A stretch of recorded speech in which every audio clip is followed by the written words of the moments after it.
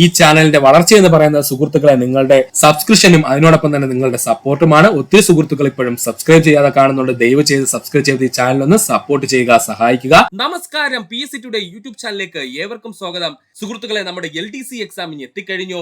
ഇതുവരെയും പഠിച്ചു തുടങ്ങാത്ത സുഹൃത്തുക്കൾ വിഷമിക്കേണ്ട. ഇനി നമ്മുടെ മുന്നിൽ 100 ദിവസങ്ങളുണ്ട്. സ്മാർട്ട് വേയിലൂടെ പഠിച്ചു കഴിഞ്ഞാൽ ഉറപ്പായിട്ടും നമുക്ക് LDCയുടെ റാങ്ക് ലിസ്റ്റിൽ പ്രവേശിക്കാൻ കഴിയുന്നതാണ്. സുഹൃത്തുക്കൾക്ക് ഒരു ടെൻഷനും വേണ്ട.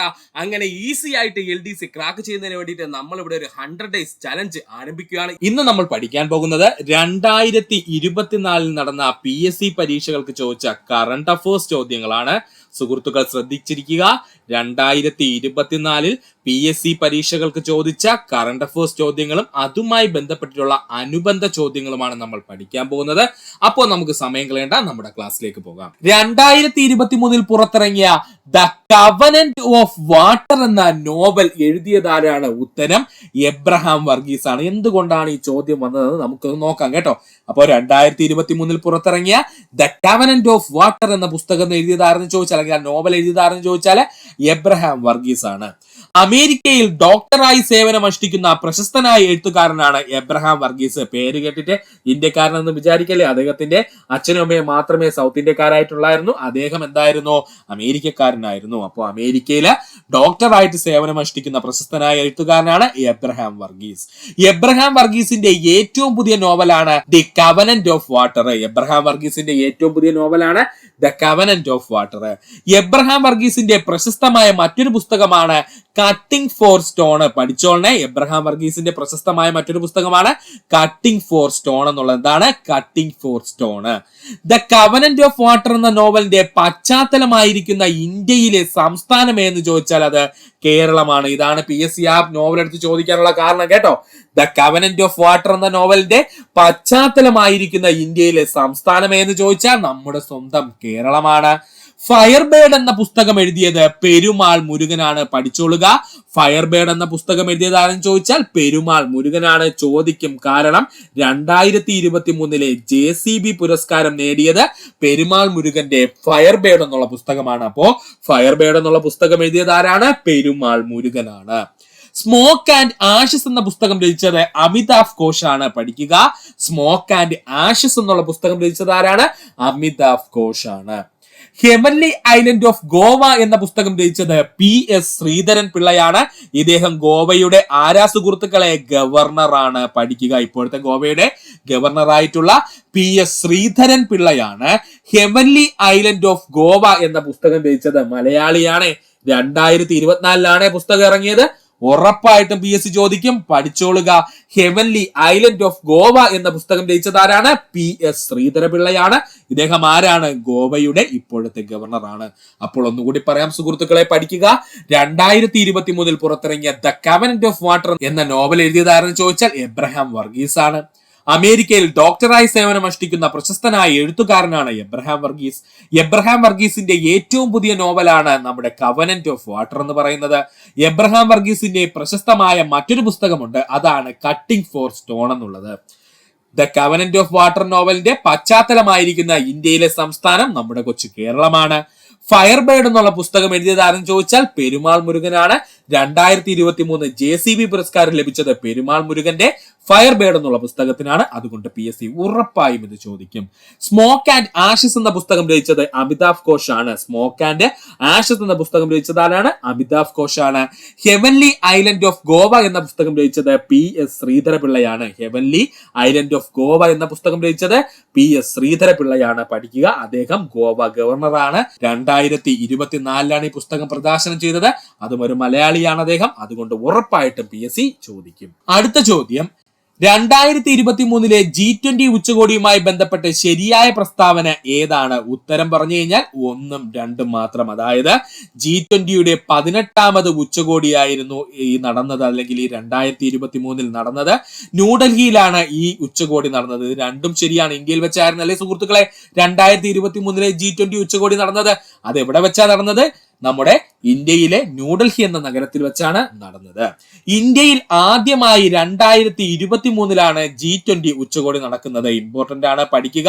ഇന്ത്യയിൽ ആദ്യമായി 2023 G20 ഉച്ചകോടി നടക്കുന്നത്. അതിന്റെ അർത്ഥം 2023 മുമ്പ് വരെയും ഇന്ത്യയിൽ വെച്ച് G20 ഉച്ചകോടി നടന്നിട്ടില്ല. ആദ്യമായിട്ടെന്നാണ് 2023 നടക്കുന്നത്. അതിന് പറയാനുള്ള കാരണം എന്തെന്ന് ചോദിച്ചാൽ ഇവിടെ ഒരു ഓപ്ഷൻ കിടക്കുന്നുണ്ടോ, ഇന്ത്യയിൽ നടക്കുന്ന രണ്ടാമത്തെ ഉച്ചകോടിയാണെന്ന് പറഞ്ഞ് കിടക്കുന്നുണ്ടോ?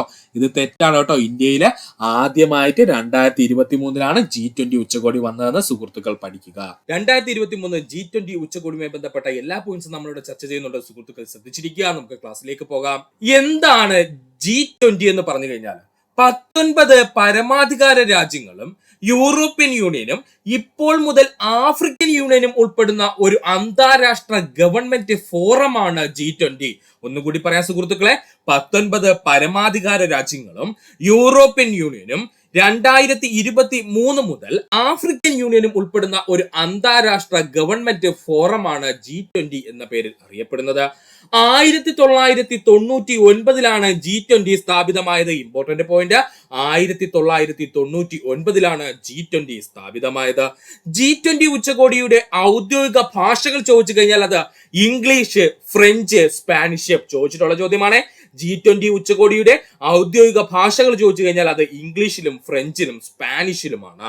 2023 G20 അധ്യക്ഷത വഹിച്ച രാജ്യം ചോദിച്ചത് നമ്മുടെ സ്വന്തം ഇന്ത്യയാണ്. ഇന്ത്യയിൽ തന്നെ ഡൽഹിയിലെ പ്രഗതി മൈതാനിലെ ഭാരത് മണ്ഡപം ഇന്റർനാഷണൽ എക്സിബിഷൻ കൺവെൻഷൻ സെന്ററിൽ വെച്ചായിരുന്നു 2023 G20 ഉച്ചകോടി നടന്നത്. ഒന്നുകൂടി പറയാം, 2023 G20 ഉച്ചകോടിയുടെ അധ്യക്ഷത വഹിച്ച രാജ്യം ചോദിച്ചത് നമ്മുടെ ഇന്ത്യയാണ്. ഇന്ത്യയിൽ തന്നെ ഡൽഹിയിലെ പ്രഗതി മൈതാനിലെ ഭാരത് മണ്ഡപം ഇന്റർനാഷണൽ എക്സിബിഷൻ കൺവെൻഷൻ സെന്ററിൽ വെച്ചിട്ടായിരുന്നു 2023 G20 ഉച്ചകോടി നടന്നത്.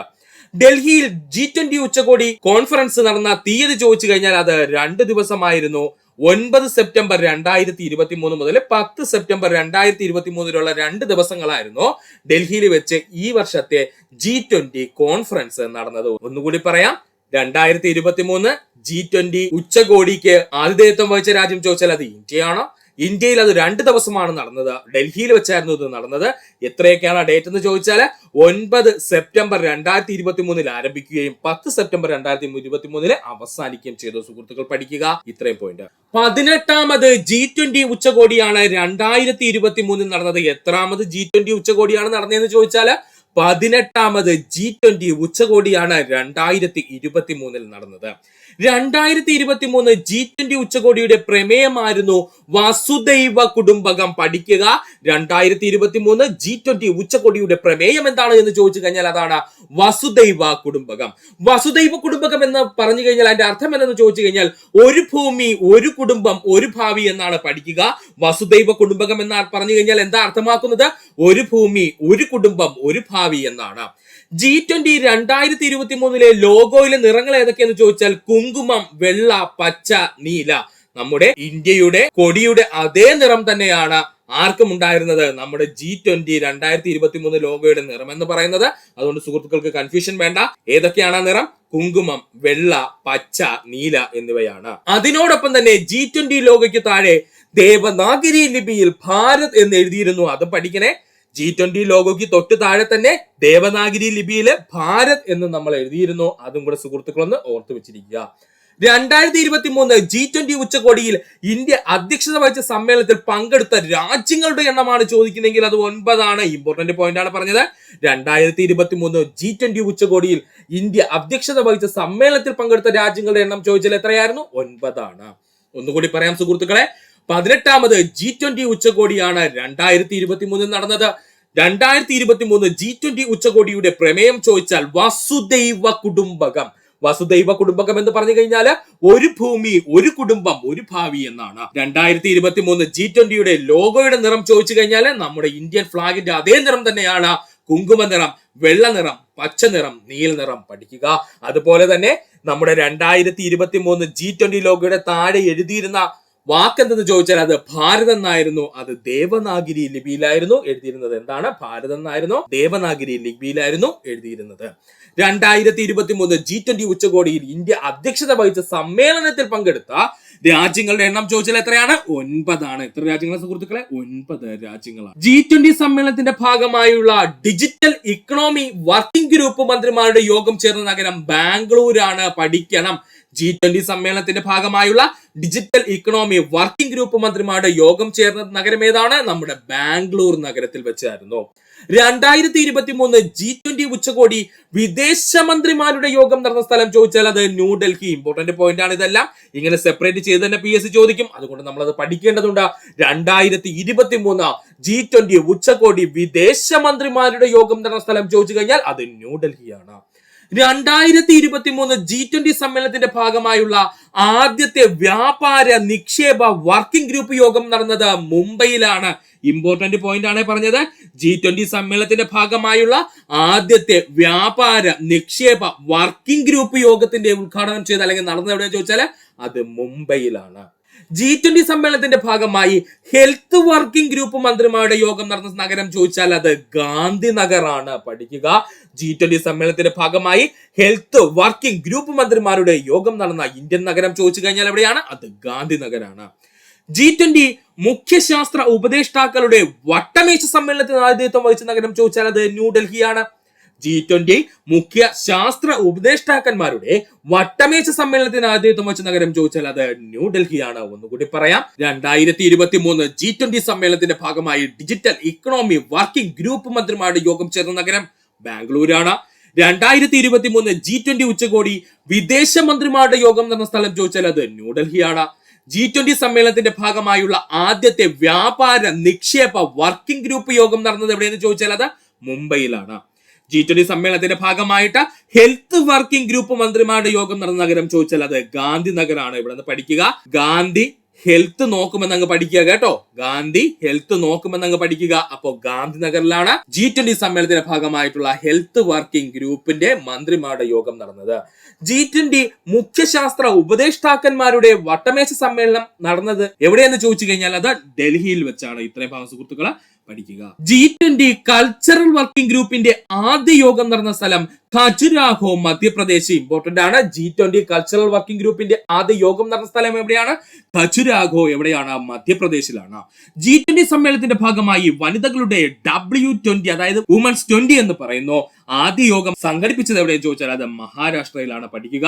G20 സമ്മേളനത്തിന്റെ ഭാഗമായി വനിതകളുടെ W20 ആദ്യ യോഗം സംഘടിപ്പിച്ചത് മഹാരാഷ്ട്രയിലാണ്. W20 എന്ന് വെച്ച് കഴിഞ്ഞാൽ എന്താ സുഹൃത്തുക്കളെ? W മീൻ ചെയ്യുന്നത് വുമൺ എന്നാണ്. എന്താണ്? വുമൺ എന്നാണ്. പഠിക്കുക. 2023 G20 ഇന്ത്യൻ ഷെർപ്പ ആരാണ് എന്ന് ചോദിച്ചാൽ അത് അമിതാഭ് കാന്ത് ആയിരുന്നു കേട്ടോ. പഠിക്കുക. 2023 G20യുടെ ഇന്ത്യൻ ഷെർപ്പ ആരാണ് എന്ന് ചോദിച്ചാൽ അത് അമിതാഭ് കാന്ത് ആണ്. G20 ഉച്ചകോടിയുടെ ഭാഗമായി ആദ്യ ഷെർപ്പ സമ്മേളനം നടന്നത് എവിടെയെന്ന് ചോദിച്ചാൽ അത് ഉദയ്പൂരിൽ വെച്ചാണ്. പഠിക്കുക. G20 ഉച്ചകോടിയുടെ ഭാഗമായി ആദ്യ ഷെർപ്പ സമ്മേളനം നടന്നത് എവിടെയെന്ന് ചോദിച്ചാൽ അത് ഉദയ്പൂർ വെച്ചാണ്. ഒന്നുകൂടി പറയാം. G20 കൾച്ചറൽ വർക്കിംഗ് ഗ്രൂപ്പിന്റെ ആദ്യ യോഗം നടന്ന സ്ഥലം എവിടെയെന്ന് ചോദിച്ചാൽ അത് ഖജുരാഹോ എവിടെയാണ്? മധ്യപ്രദേശിലാണ്. G20 സമ്മേളനത്തിന്റെ ഭാഗമായി വനിതകളുടെ W20 എന്ന ആദ്യ യോഗം സംഘടിപ്പിച്ചത് എവിടെയാണ്? മഹാരാഷ്ട്രയിലാണ്. W എന്ന് വെച്ചാൽ എന്താ ഉദ്ദേശിക്കുന്നത്? വുമൺ എന്നാണ്. 2023 G20 ഇന്ത്യൻ ഷെർപ്പ ആരായിരുന്നു എന്ന് ചോദിച്ചു കഴിഞ്ഞാൽ അത് അമിതാഭ് കാന്ത് ആണ്. G20 ഉച്ചകോടിയുടെ ഭാഗമായി ആദ്യ ഷെർപ്പ സമ്മേളനം നടന്നത് എവിടെ വെച്ചാണെന്ന് ചോദിച്ചാൽ അത് ഉദയ്പൂരിലാണ്. ഇമ്പോർട്ടന്റ് പോയിന്റ് ആണ് പറഞ്ഞത്. G20 ഉച്ചകോടിയുടെ ഭാഗമായിട്ട് ആദ്യ ഷെർപ്പ സമ്മേളനം നടന്നത് എവിടെയെന്ന് ചോദിച്ചാൽ അത് ഉദയ്പൂരാണ്. പഠിക്കുക. രണ്ടാമത് G20 ശാസ്ത്രീകരണ യോഗം നടന്ന കേരളത്തിലെ ജില്ല തിരുവനന്തപുരം ജില്ല. രണ്ടാമത് G20 ശാസ്ത്രീകരണ യോഗം നടന്ന കേരളത്തിലെ ജില്ല ചോദിച്ചു കഴിഞ്ഞാൽ അത് തിരുവനന്തപുരം ജില്ലയാണ്. 2023 G20 ഉച്ചകോടിയുടെ ഭാഗമായി രണ്ടാം ഷെർപ്പ സമ്മേളനത്തിന് വേദിയായ കേരളത്തിലെ സ്ഥലം ചോദിച്ചു കഴിഞ്ഞാൽ അത് കുമരകമാണ്. പഠിക്കുക. ഓൾറെഡി PSC പ്രീവിയസ് ആയി ചോദിച്ചു കഴിഞ്ഞു. ഇവിടെ എന്താണ് നമ്മൾ ചർച്ച ചെയ്തതെന്ന് ചോദിച്ചു കഴിഞ്ഞാൽ അടിസ്ഥാന സൗകര്യങ്ങളുടെ ഡിജിറ്റൽ വൽക്കരണത്തെ കുറിച്ചാണ്. ഇവിടെ നമ്മൾ ചർച്ച ചെയ്തത് എന്താണ്? അടിസ്ഥാന സൗകര്യങ്ങളുടെ ഡിജിറ്റൽ വൽക്കരണത്തെ കുറിച്ചാണ്. ഒന്നുകൂടി പറയാം സുഹൃത്തുക്കളെ, 2023 G20 ഉച്ചകോടിയുടെ ഭാഗമായുള്ള രണ്ടാം ഷെർപ്പ സമ്മേളനത്തിന് വേദിയായ കേരളത്തിലെ സ്ഥലം ചോദിച്ചു കഴിഞ്ഞാൽ അത് നമ്മുടെ കുമരകമാണ്. ഇവിടെ എന്താണ് ചർച്ച ചെയ്തതെന്ന് ചോദിച്ചു കഴിഞ്ഞാൽ അടിസ്ഥാന സൗകര്യങ്ങളുടെ ഡിജിറ്റൽ വൽക്കരണമാണ്. അടിസ്ഥാന സൗകര്യങ്ങളുടെ ഡിജിറ്റൽ വൽക്കരണം എന്നതിനെ കുറിച്ചാണ് ഇവിടെ ചർച്ച ചെയ്തത്. 2023 G20 ഉച്ചകോടിയുടെ പ്രധാന വിഷയങ്ങൾ ചോദിച്ചു കഴിഞ്ഞാൽ പഠിക്കുക ഇമ്പോർട്ടന്റ് ആണ്. ആഗോള സമ്പദ് വ്യവസ്ഥയും കാലാവസ്ഥാ വ്യതിയാനവും. ഒന്നാമത് എന്താ നമ്മൾ ചർച്ച ചെയ്തത്? ആഗോള സമ്പദ് വ്യവസ്ഥയും കാലാവസ്ഥാ വ്യതിയാനത്തെ കുറിച്ചും ഭക്ഷ്യസുരക്ഷയും സുസ്ഥിരമായ കൃഷിയെ പറ്റിയും സുസ്ഥിരമായ കൃഷിയെ പറ്റിയും നവീകരണവും ഡിജിറ്റലൈസേഷനും ആരോഗ്യവും ക്ഷേമവും അതുപോലെ തന്നെ ഭീകരവിരുദ്ധതയും അതുപോലെ തന്നെ സുരക്ഷയും ഇത്രയുമായിരുന്നു നമ്മൾ പ്രധാനമായിട്ട് 2023 G20 ഉച്ചകോടിയിലെ പ്രധാന വിഷയങ്ങളായിട്ട് ചർച്ച ചെയ്തത്. അപ്പോൾ ഒന്നും കൂടി പറയാം സുഹൃത്തുക്കൾ, ശ്രദ്ധിച്ചിരിക്കുക. 2023 G20 ഉച്ചകോടിയുടെ ഭാഗമായ പ്രധാന വിഷയങ്ങൾ ചോദിച്ചു കഴിഞ്ഞാൽ ആഗോള സമ്പദ് വ്യവസ്ഥയും കാലാവസ്ഥാ വ്യതിയാനവും ഭക്ഷ്യസുരക്ഷയും സുസ്ഥിരമായ കൃഷിരീതിയും നവീകരണവും ഡിജിറ്റലൈസേഷനും ആരോഗ്യവും ക്ഷേമവും ഭീകരവിരുദ്ധതയും അതുപോലെ തന്നെ സുരക്ഷയും. ചൈനയുടെ ബെൽറ്റ് ആൻഡ് റോഡ് പദ്ധതിക്ക് ബദലാകാൻ G20യിൽ ഇന്ത്യ പ്രഖ്യാപിച്ച പുതിയ വ്യാപാര ഇടനാഴിയാണ് ഇന്ത്യൻ മിഡിൽ ഈസ്റ്റ് യൂറോപ്പ് സാമ്പത്തിക ഇടനാഴി. ഇങ്ങനെ തന്നെ പഠിച്ചു വെച്ചോളണം, ഇമ്പോർട്ടന്റ് ആണ്. G20 ഉച്ചകോടി 2023 G20യുടെ ഭാഗമായി കൂട്ടിച്ചേർക്കപ്പെട്ടതാണെന്ന് ചോദിച്ചാൽ അത് ആഫ്രിക്കൻ യൂണിയൻ ആണ്. മോസ്റ്റ് ഇമ്പോർട്ടന്റ് പോയിന്റ്, PSCയുടെ ഷുവർ ഷോട്ട് ക്വസ്റ്റ്യൻ ആണ് പറഞ്ഞത്. 2023 G20 ഉച്ചകോടിയിൽ G20യുടെ ഭാഗമായി ചേർക്കപ്പെട്ടത് എന്ന് ചോദിച്ചു കഴിഞ്ഞാൽ അത് ആഫ്രിക്കൻ യൂണിയൻ ആണ്. G21 രാജ്യങ്ങളിൽ അവസാനമായി കൂട്ടിച്ചേർക്കപ്പെട്ടത് ആഫ്രിക്കൻ യൂണിയൻ ആണ്. ഡൗട്ട് വേണ്ട സുഹൃത്തുക്കളെ, G20 ആയിരുന്നു 2022 വരെ നമുക്ക് G20 എന്ന് പറയാം. എന്നാൽ ആഫ്രിക്കൻ യൂണിയനോട് ചേർന്നതോടുകൂടി ഇപ്പോൾ നമുക്കത് G21 രാജ്യങ്ങളാണ് കേട്ടോ. എത്രയാണ്? G21 ആയിട്ട് മാറിയിട്ടുണ്ട്. അതുകൊണ്ട് സുഹൃത്തുക്കൾ അതിന് ഇമ്പോർട്ടൻസ് കൊടുക്കുക. G21 രാജ്യങ്ങൾ എന്ന് പറയുമ്പോൾ അതിൽ അവസാനമായി കൂട്ടിച്ചേർക്കപ്പെട്ടത് ആരെന്ന് ചോദിച്ചാൽ നമ്മുടെ ആഫ്രിക്കൻ യൂണിയൻ ആണ്. ഇനി നമുക്ക് ആഫ്രിക്കൻ യൂണിയനെ പറ്റി പഠിക്കാം. ജസ്റ്റ് ഒന്ന്, ആഫ്രിക്കൻ ഭൂഖണ്ഡത്തിലെ ഭാഗമായി വരുന്ന 55 രാജ്യങ്ങളുടെ കൂട്ടായ്മയാണ് ആഫ്രിക്കൻ യൂണിയൻ എന്ന പേരിൽ അറിയപ്പെടുന്നത്.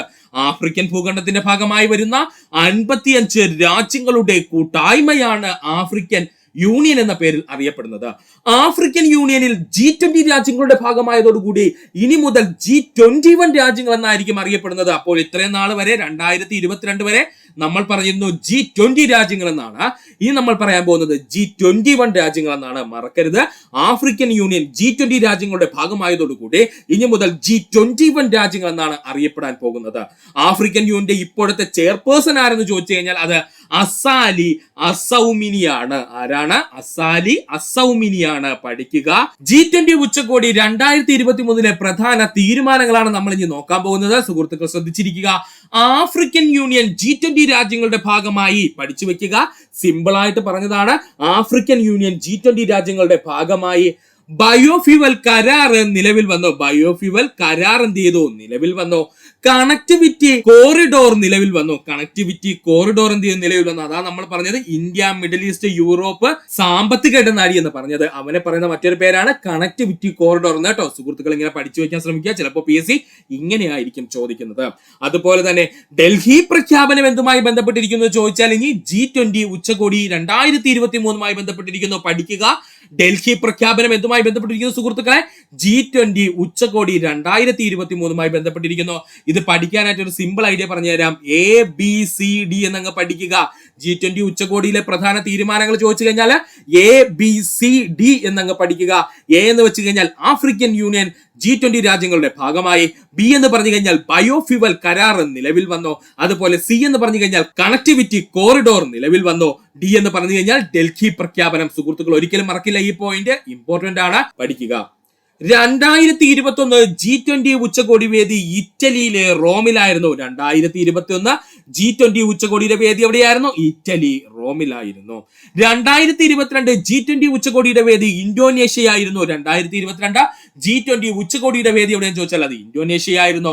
2023 G20 ഉച്ചകോടിയുടെ വേദി നമ്മുടെ സ്വന്തം ഇന്ത്യയായിരുന്നു.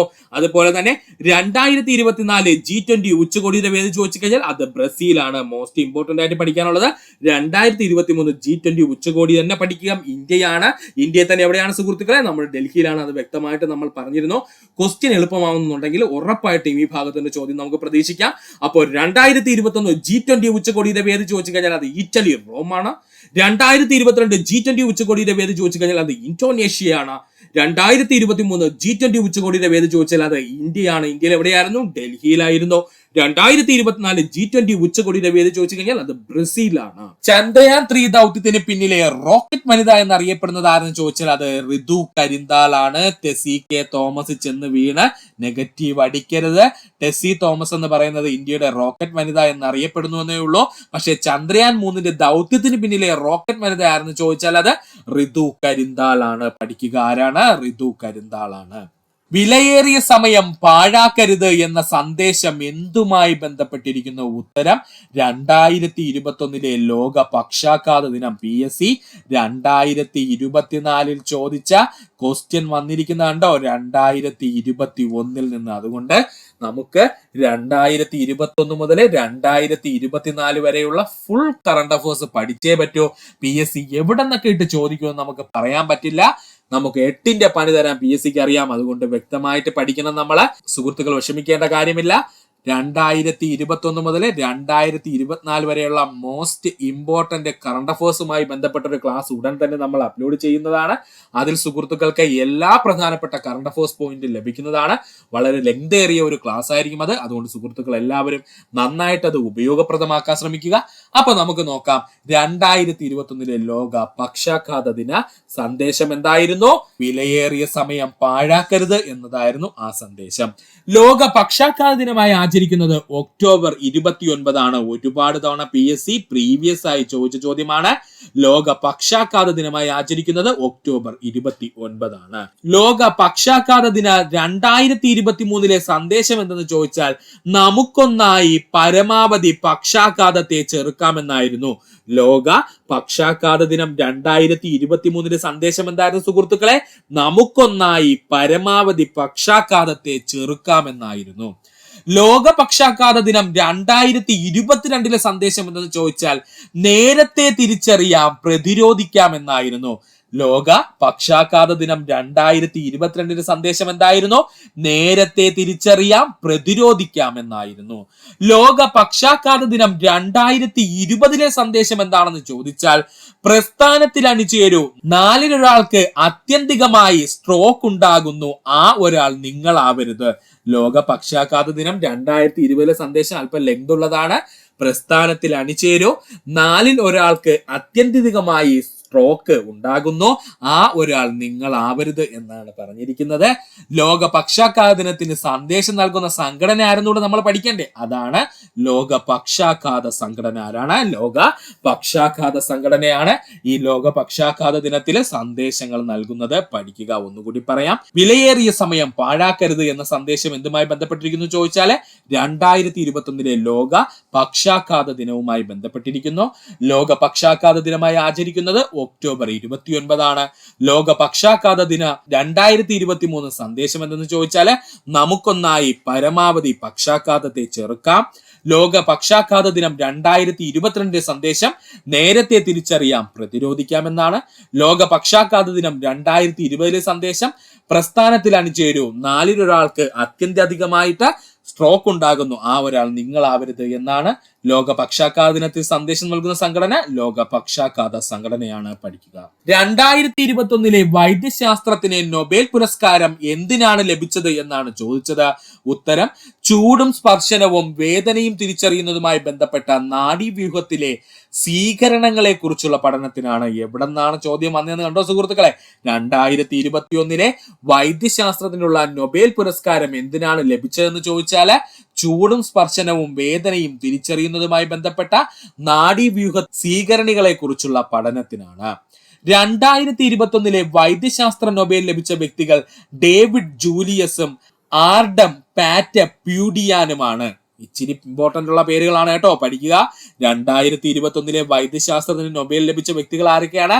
ഡേവിഡ് ജൂലിയസും ആർഡം പാറ്റ പ്യൂഡിയാനുമാണ്.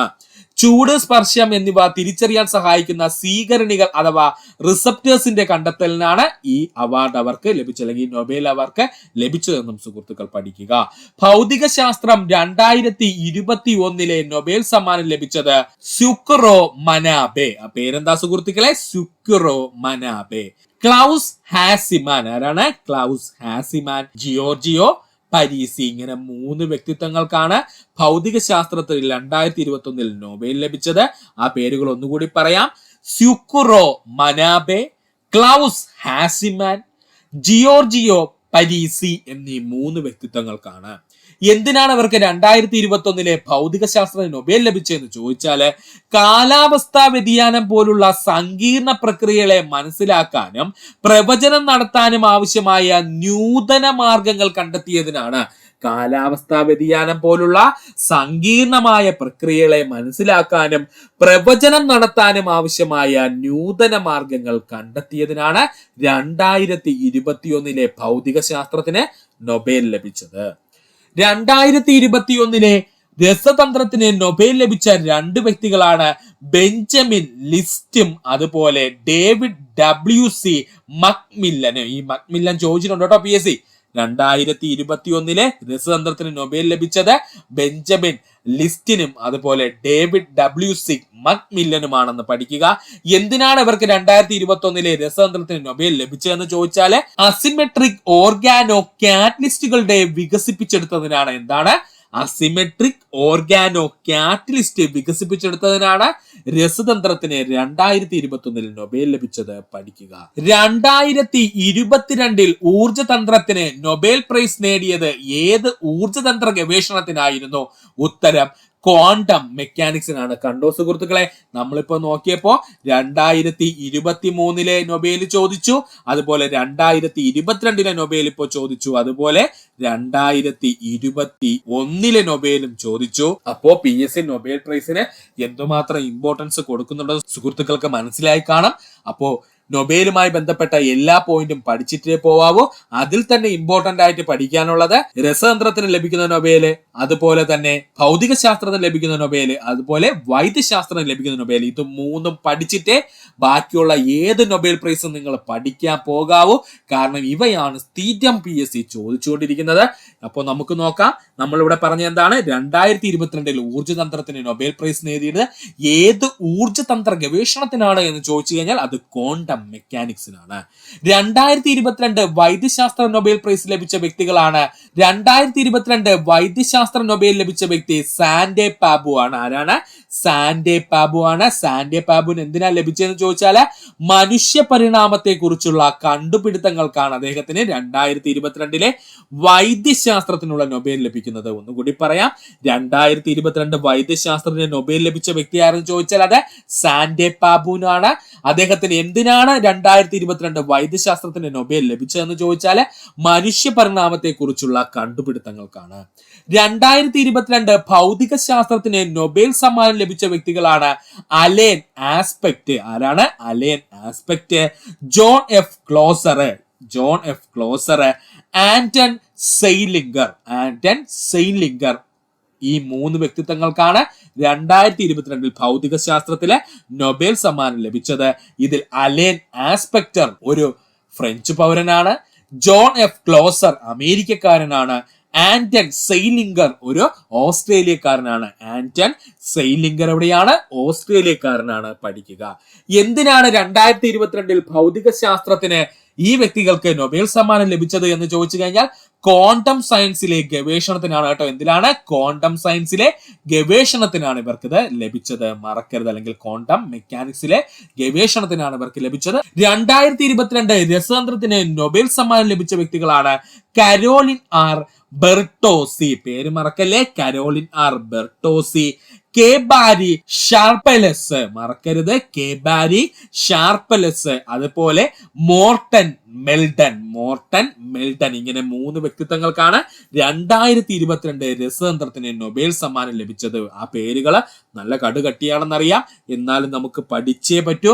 ഒന്നുകൂടി പറയാം: കരോലിൻ ആർ ബെർട്ടോസി, കേബാരി ഷാർപ്ലസ്, മോർട്ടൻ മെൽഡൻ എന്നീ 3 വ്യക്തിത്വങ്ങൾക്കാണ്. എന്തിനാണ് ഇവർക്ക് രസതന്ത്ര മേഖലയിൽ നൊബേൽ ലഭിച്ചതെന്ന് ചോദിച്ചു കഴിഞ്ഞാൽ, മെച്ചപ്പെട്ട മെഡിസിൻ ഉൽപാദക മേഖലയായ ക്ലിക്ക് കെമിസ്ട്രിയെ കുറിച്ചുള്ള ഗവേഷണത്തിനാണ്. മറക്കരുത്, മെച്ചപ്പെട്ട മെഡിസിൻ ഉൽപാദന മേഖലയായ ക്ലിക്ക് കെമിസ്ട്രിയെ കുറിച്ചുള്ള ഗവേഷണത്തിനാണ് 2022 രസതന്ത്രത്തിന് നൊബേൽ ലഭിച്ചത്. ആ വ്യക്തിത്വങ്ങളുടെ പേര് ഒന്നുകൂടി പറയാം, ശ്രദ്ധിക്കുക: കരോലിൻ ആർ ബെർട്ടോസി, കേബാരി ഷാർപ്ലസ്, മോർട്ടൻ മെൽഡൻ പഠിക്കുക. 2023 വർഷത്തിലെ സ്വരാജ് പുരസ്കാരത്തിന് 1ാം സ്ഥാനം നേടിയ ഗ്രാമപഞ്ചായത്ത് മറക്കരുത്, നമ്മുടെ മുളംതുരുത്തിയാണ്. എവിടെയാണ്? മുളംതുരുത്തിക്കാണ് 2023 സ്വരാജ് പുരസ്കാരത്തിൽ 1ാം സ്ഥാനം നേടിയ ഗ്രാമപഞ്ചായത്ത് മുളംതുരുത്തിയാണ്. അടുത്തതായി നമ്മൾ പഠിക്കാൻ പോകുന്നതാണ് സ്വരാജ് ട്രോഫി 2021-2022. ഇത് 2023 പ്രഖ്യാപിച്ചത്. അതുകൊണ്ട് പഠിക്കുക സുഹൃത്തുക്കൾ, PSC യുടെ ഇഷ്ടമേഖലയാണ്, അതുകൊണ്ട് ഇമ്പോർട്ടന്റ് ആയിട്ടുള്ള ഭാഗമാണ്. വ്യക്തമായിട്ട് പഠിക്കുക. സ്വരാജ് ട്രോഫി 2021-2022. എന്താ സുഹൃത്തുക്കളെ സ്വരാജ് ട്രോഫി എന്ന് പറഞ്ഞു കഴിഞ്ഞാൽ? തദ്ദേശ സ്വയംഭരണ സ്ഥാപനങ്ങളുടെ പ്രവർത്തന മികവിന് നൽകുന്ന അംഗീകാരം അറിയപ്പെടുന്ന പേരാണ് സ്വരാജ് ട്രോഫി. എന്താണ്? തദ്ദേശ സ്വയംഭരണ സ്ഥാപനങ്ങളുടെ പ്രവർത്തന മികവിന് നൽകുന്ന അംഗീകാരം അറിയപ്പെടുന്ന പേരാണ് സ്വരാജ് ട്രോഫി. 2021-2022 മികച്ച ജില്ലാ പഞ്ചായത്തായി തിരഞ്ഞെടുത്തത് കൊല്ലം ജില്ലാ പഞ്ചായത്ത്. മോസ്റ്റ് ഇമ്പോർട്ടന്റ് പോയിന്റ്, ഈ പറയുന്നതെല്ലാം 2021-2022 കാലഘട്ടത്തിലുള്ളതാണ് കേട്ടോ. അപ്പൊ 2021-2022 മികച്ച ജില്ലാ പഞ്ചായത്ത് ഏതാണ്? കൊല്ലം ജില്ലാ പഞ്ചായത്ത്. 2ാം സ്ഥാനം നേടിയത് കണ്ണൂർ ജില്ലാ പഞ്ചായത്ത്. പഠിക്കുക, 2ാം സ്ഥാനം നേടിയത് ആരാണ്? കണ്ണൂർ ജില്ലാ പഞ്ചായത്താണ്. നമുക്ക് 2 കണ്ണില്ലേ സുഹൃത്തുക്കളെ, അതുകൊണ്ട് കണ്ണൂർ ജില്ലാ പഞ്ചായത്താണ് 2ാം സ്ഥാനം നേടിയത്. ഏറ്റവും മികച്ച ബ്ലോക്ക് പഞ്ചായത്തായി 2022 തിരഞ്ഞെടുത്തത് പെരുമ്പടവം മലപ്പുറം ജില്ല. പെരുമ്പടവം ബ്ലോക്ക് പഞ്ചായത്ത് മലപ്പുറം ജില്ല. ഇതിൽ 2ാം സ്ഥാനത്തേക്ക് എത്തിയത് കൊടകര തൃശൂർ ജില്ല. ജില്ലയും കൂടി പഠിച്ചോളണം, കൊടകര തൃശൂർ ജില്ല. ഏറ്റവും മികച്ച ഗ്രാമപഞ്ചായത്തായി തിരഞ്ഞെടുത്തത് മുളന്തുരുത്തി എറണാകുളം ജില്ല. ഏറ്റവും മികച്ച ഗ്രാമപഞ്ചായത്തായി തിരഞ്ഞെടുത്തത് മുളന്തുരുത്തി എറണാകുളം ജില്ല. 2ാം സ്ഥാനം നേടിയത് പാപ്പിനിശ്ശേരി കണ്ണൂര്. 2ാം സ്ഥാനം നേടിയത് എവിടെയാണ്? പാപ്പിനിശ്ശേരി കണ്ണൂര്.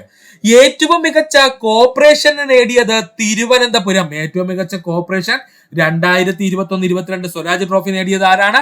തിരുവനന്തപുരമാണ്. ഏറ്റവും മികച്ച നഗരസഭയ്ക്കുള്ള സ്വരാജ് ട്രോഫി 2021-2022 നേടിയത് തിരൂരങ്ങാടി മലപ്പുറം. എവിടെയാണ്? തിരൂരങ്ങാടി മലപ്പുറമാണ്. 2ാം സ്ഥാനം നേടിയത് സുൽത്താൻ ബത്തേരി എവിടെയാണെന്ന് അറിയുന്ന സുഹൃത്തുക്കളൊന്ന് കമന്റ് ബോക്സിൽ കമന്റ് ചെയ്യാൻ മറക്കരുത്. ഒന്നുകൂടി പറയുവാണ്, എന്താണ് സ്വരാജ് ട്രോഫി എന്ന് ചോദിച്ചു കഴിഞ്ഞാൽ തദ്ദേശ സ്വയംഭരണ സ്ഥാപനങ്ങളുടെ പ്രവർത്തന മികവിന് നൽകുന്ന അംഗീകാരമാണ് സ്വരാജ് ട്രോഫി. ഏറ്റവും മികച്ച 2021-2022 ജില്ലാ പഞ്ചായത്ത് എന്ന് ചോദിച്ചാൽ അത് കൊല്ലം ജില്ലാ പഞ്ചായത്ത്. 2ാം സ്ഥാനം കണ്ണൂർ ജില്ലാ പഞ്ചായത്ത്. ഏറ്റവും മികച്ച ബ്ലോക്ക് പഞ്ചായത്തായി 2021-2022 തിരഞ്ഞെടുത്തത് പെരുമ്പടവം മലപ്പുറം. എവിടെയാണ്? പെരുമ്പടവം മലപ്പുറം ജില്ല. 2ാം സ്ഥാനം കൊടകര തൃശൂർ ജില്ല. ഏറ്റവും മികച്ച ഗ്രാമപഞ്ചായത്തായി തിരഞ്ഞെടുത്തത് മുളന്തുരുത്തി എറണാകുളം ജില്ല. 2ാം സ്ഥാനം പാപ്പിനിശ്ശേരി കണ്ണൂർ ജില്ല. 2ാം സ്ഥാനം എവിടെയാണ്? പാപ്പിനിശ്ശേരി കണ്ണൂർ ജില്ല.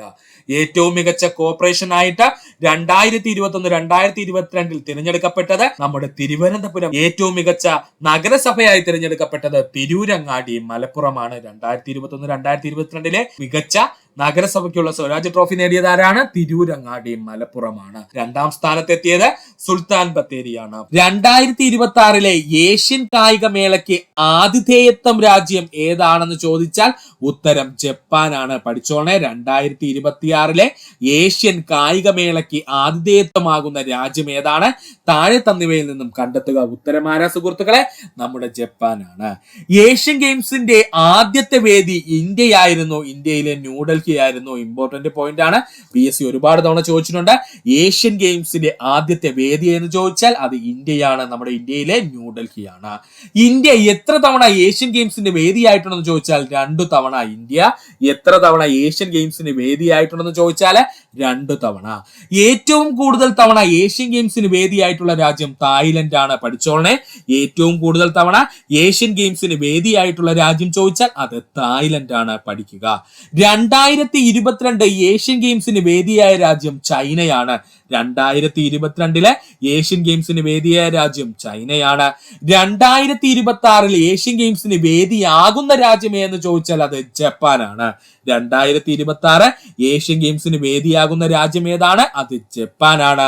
2030 ഏഷ്യൻ ഗെയിംസിന് വേദിയാകുന്ന രാജ്യം ഖത്തറാണ്. 2030 ഏഷ്യൻ ഗെയിംസിന് വേദിയാകുന്ന രാജ്യം ഖത്തറാണ്. 2034 ഏഷ്യൻ ഗെയിംസിന് വേദിയാകുന്ന രാജ്യം സൗദി അറേബ്യയാണ്. 2034 ഏഷ്യൻ ഗെയിംസിന് വേദിയാകുന്ന രാജ്യം സൗദി അറേബ്യയാണ്. ഈ പറഞ്ഞിരിക്കുന്ന 4 പോയിന്റും PSC പ്രീവിയസ് ആയി ചോദിച്ചതാണ്. അതുകൊണ്ട് പഠിക്കുക സുഹൃത്തുക്കളെ. 2022 ഏഷ്യൻ ഗെയിംസിന് വേദിയായ രാജ്യം ചൈന. 2026 ഏഷ്യൻ ഗെയിംസിന് വേദിയാകുന്ന രാജ്യം ജപ്പാനാണ്. 2030 ഏഷ്യൻ ഗെയിംസിന് വേദിയാകുന്ന രാജ്യം ഖത്തറാണ്. 2034 ഏഷ്യൻ ഗെയിംസിന് വേദിയാകുന്ന രാജ്യം സൗദി അറേബ്യയാണ്. പഠിക്കുക. 2023 വയലാർ അവാർഡ് ലഭിച്ച സാഹിത്യകാരനാണ് ശ്രീകുമാരൻ തമ്പി. പഠിച്ചോളണേ, 2023 വയലാർ അവാർഡ് ലഭിച്ച സാഹിത്യകാരൻ ആരാണ്? ശ്രീകുമാരൻ തമ്പിയാണ്. പഠിക്കുക. ഇത്രയുമായിരുന്നു 2024 നടന്ന PSC പരീക്ഷകൾക്ക് ചോദിച്ച കറണ്ട് അഫയേഴ്സ് മേഖലയുടെ ചോദ്യങ്ങളുടെ പാർട്ട് 1 പാർട്ട് 2 ഉടൻ തന്നെ അപ്ലോഡ് ആകുന്നതാണ് സുഹൃത്തുക്കൾ. അതുകൊണ്ട് വ്യക്തമായിട്ട് ഈ ഭാഗം പഠിക്കുക. ഏതൊരു PSC എക്സാം ആയിരുന്നാലും സുഹൃത്തുക്കളെ, അതിൽ നിന്നും നിങ്ങൾക്ക് എടുക്കാൻ കഴിയുന്ന ചോദ്യം എന്ന് ചോദിച്ചാൽ അത് കറണ്ട് അഫയേഴ്സ് മാത്രമാണ് കേട്ടോ.